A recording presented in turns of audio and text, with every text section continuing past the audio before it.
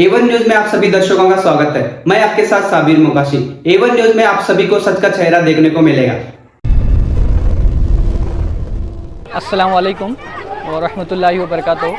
आज SDPI की जानिब से तमाम आलम इस्लाम और तमाम बीजापुर डिस्ट्रिक्ट के शहरियान बीजापुर को मैं ईद उल फितर की मुबारकबाद पेश करता हूँ। इसी के साथ साथ आज हम यहाँ पर इब्राहिम रोज़े में हम एक खामोश एहतजाज कर रहे हैं।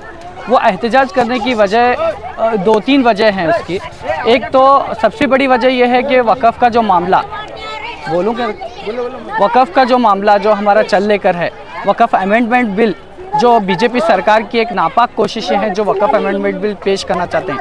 हालांकि ये वक़फ़ की प्रॉपर्टियां हमारी प्रॉपर्टियां हैं जो अल्लाह की राह में हमने बतौर हदिया एक कम्युनिटी को डेवलप करने के लिए हमने वक़फ़ प्रॉपर्टियों को दान किया है।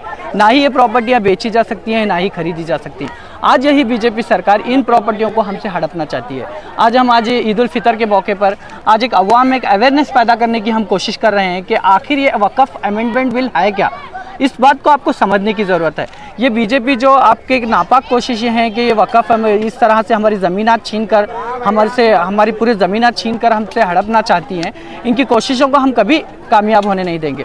और दूसरी चीज़ जो फ़लस्तीन का जो मामला चल लेकर है, फ़लस्तीन के फेवर में कभी भी हिंदुस्तान की गवर्नमेंट फ़लस्तीन के अटल बिहारी वाजपेयी जी का भी समर्थन फ़लस्तीन के सपोर्ट में हुआ करता था।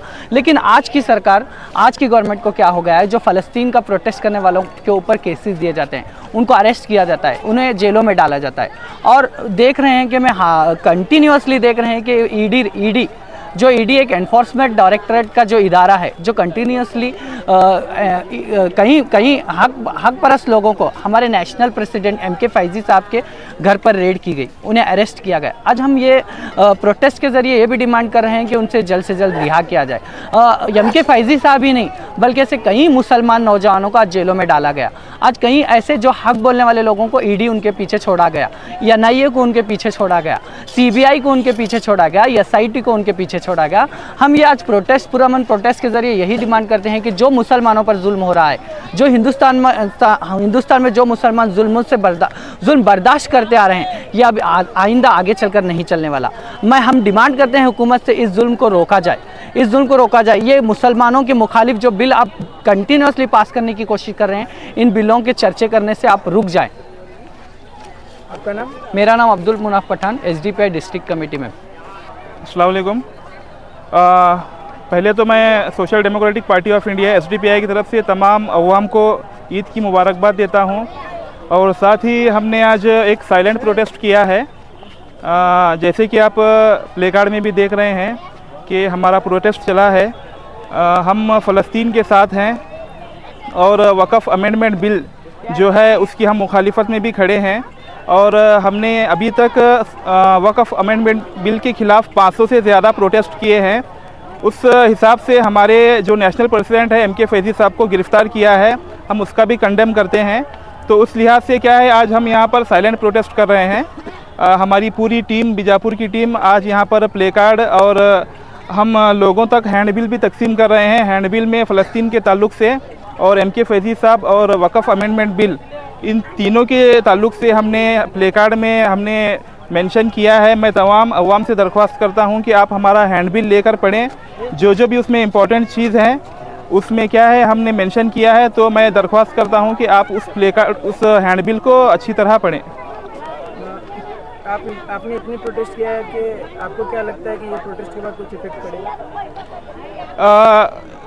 इंशाल्लाह इफ़ेक्ट तो होगा, लेकिन सिर्फ एक प्रोटेस्ट के बाद इफ़ेक्ट नहीं होगा। अब तक हमने 500 से अभी तक हमने 500 प्रोटेस्ट किए हैं और इंशाल्लाह 5000 तक का हमारा टारगेट है।